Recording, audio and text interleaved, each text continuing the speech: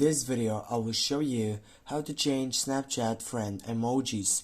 Firstly, you need to get up into your application, then you need to tap right here to take up into your profile section on your account, and right after you get there, you need to simply scroll down and take a look on your friends sites, go my friends, and then you can find out your friend session. Now if you want to take over and change that site on it, you need simply to go on that site if you get back firstly, and if you go on the box site right on that site, and then if you scroll down you can find out so many things in which you can go for manage.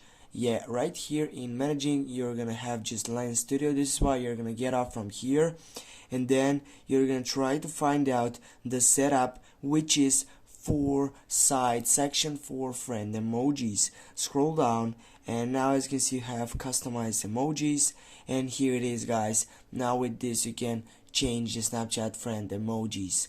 Go on it, for example, take over this site, get back, take that refresh on, and now as you can see we have done it.